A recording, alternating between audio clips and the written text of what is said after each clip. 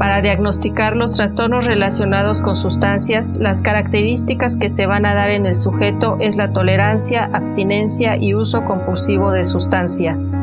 En el sujeto vamos a observar que el consumo de sustancia le va a provocar deterioro o malestar clínicamente significativo y que va a manifestar al menos por 2 de los hechos, es decir, signos y síntomas en un plazo de 12 meses.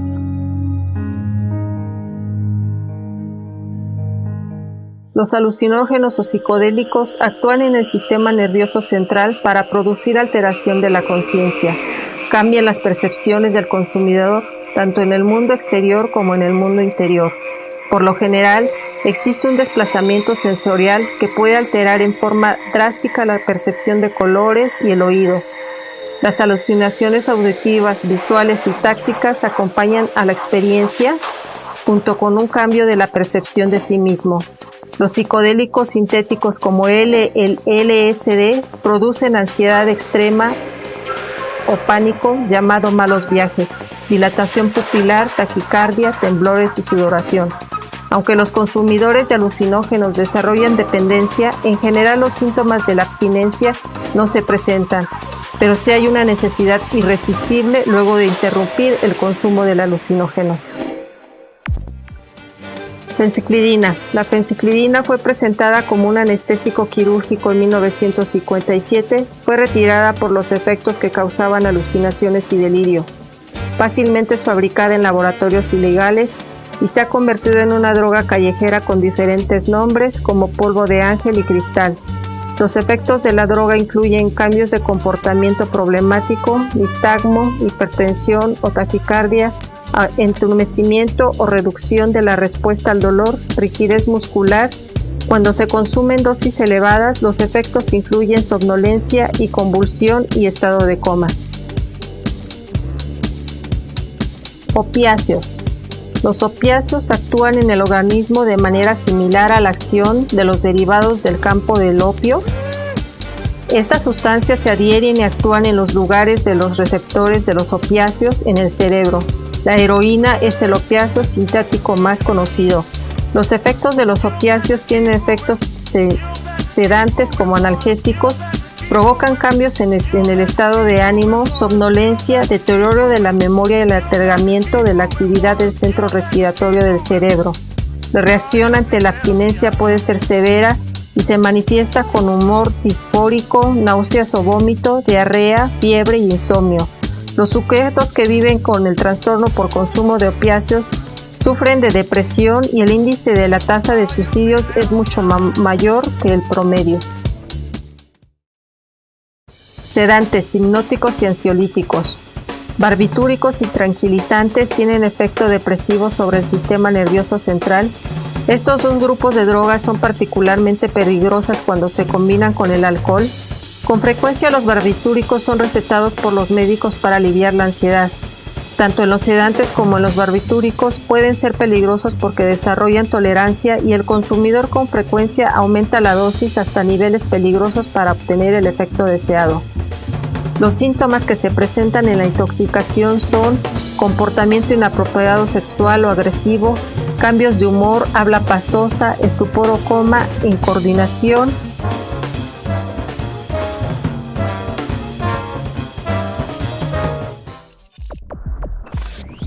Se considera la cafeína en la misma categoría que sustancias como la cocaína y la marihuana.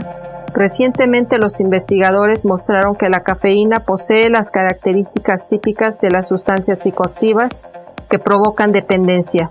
La abstinencia de cafeína hace sentir a muchas personas más irritables, menos sociables, menos capaces de concentrarse y presentan cefalea.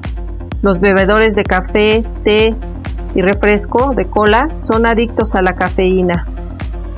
Si se ingiere una dosis más elevada de 250 miligramos, produce intranquilidad, nerviosismo, insomnio, rubor facial y agitación psicomotora. Cannabis. Fumarla es la forma más rápida de sentir los efectos de la droga. Cuando se inhala el humo, se extiende por todas las superficies de los pulmones, se absorbe con rapidez en el torrente sanguíneo, se inicia típicamente una sensación de bienestar seguida de síntomas que incluyen euforia con risas inapropiadas, descoordinación motora, sensación de que el tiempo transcurre lentamente, boca seca, taquicardia y aumento del apetito. Cuando los cannabinoides se consumen en altos niveles, los efectos psicoactivos que se presentan son muy parecidos a los que se producen ante la presencia de algún alucinógeno. Inhalantes. El factor que predispone al sujeto al consumo de inhalantes son factores sociales, culturales, edad y sexo.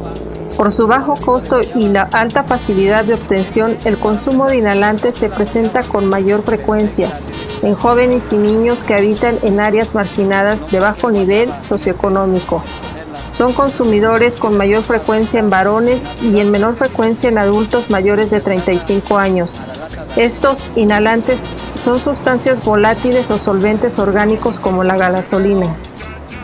Una vez que se inhala, alcanza altos niveles en la sangre en cuestión de minutos. El sujeto informa de distorsión en las percepciones de tamaño, color y paso del tiempo. Puede desarrollar alucinaciones e ilusiones falsas por periodos breves y presenta dolor de cabeza, náuseas y dolor abdominal. Los sujetos que consumen inhalantes en exceso también han reportado tolerancia a sus efectos y síntomas de abstinencia.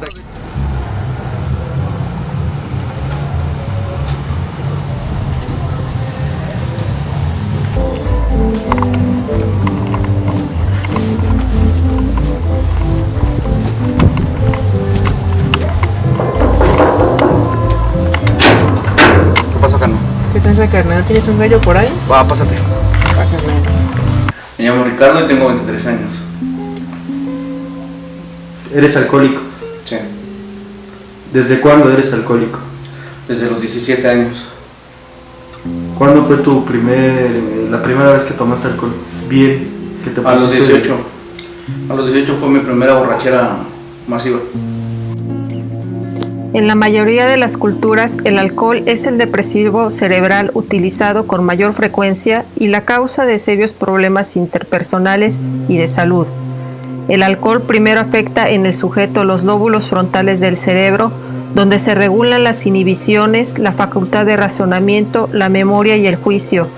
Después de un consumo continuo, afecta al cerebelo, donde se encuentra el control muscular, motor, el equilibrio y los 5 sentidos. Por último, afecta a la espina dorsal y la médula, el lugar de las funciones involuntarias, como la respiración, el ritmo cardíaco y el control de la temperatura corporal.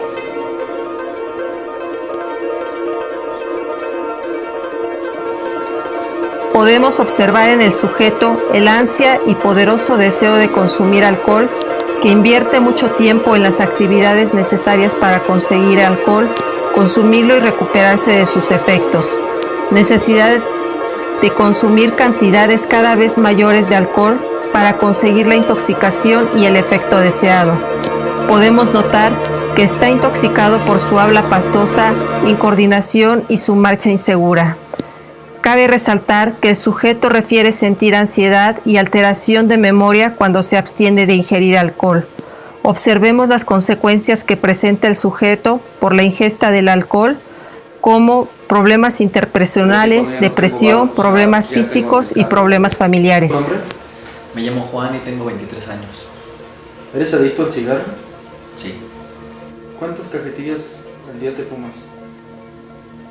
de 1,5 a 2. ¿Por qué fumas? Me desestresa.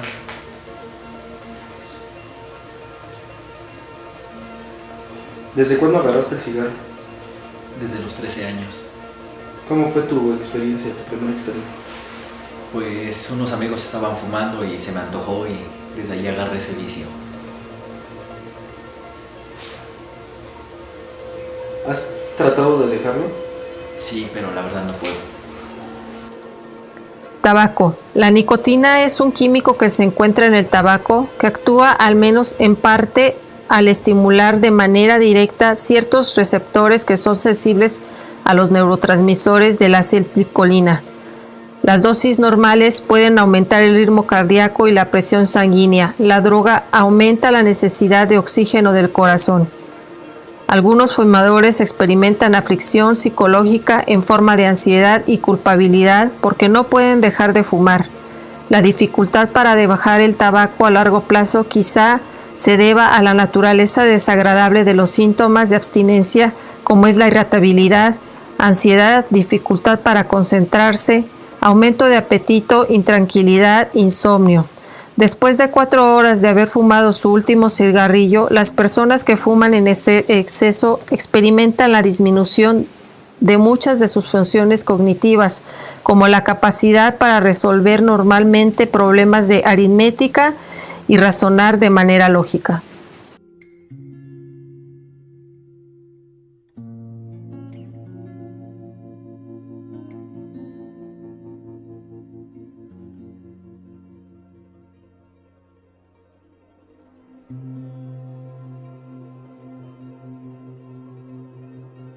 Mi nombre es Mario. ¿Cuántos años tienes? Tengo 21 años. ¿Eres adicto a la cocaína? Sí. ¿Cuándo fue la primera vez que que inhalaste cocaína? Fueron a mis 14 años. ¿A los 14 años en dónde? Con mis amigos. Iba a la secundaria. Ahí. En la secundaria inhalaste cocaína.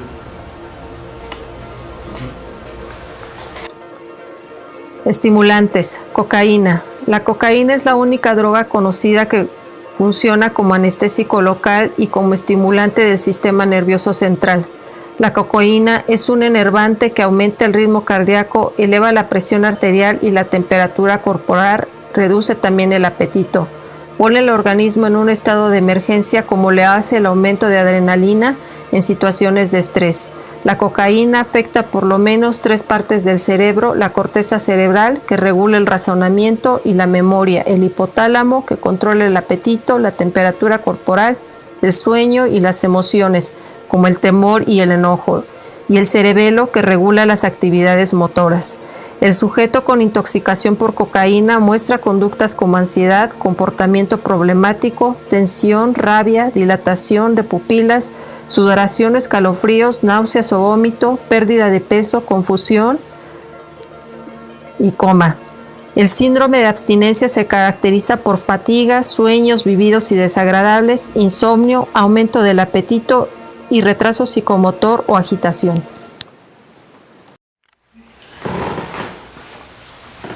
¿Me puedes decir tu nombre? Me llamo Juan Pablo y tengo 20 años. ¿Desde cuándo empezaste a fumar marihuana? Desde los 16 años. ¿Por qué empezaste a fumar marihuana? Porque mis amigos lo hacían y querían encajar en su grupo social. Pues a veces sí con mis amigos y pues sí tenemos problemas porque, ¿cómo se llama? A veces llega la policía y sí, pues tenemos que correr y cosas así. Y pues la gente te mira mal por lo mismo.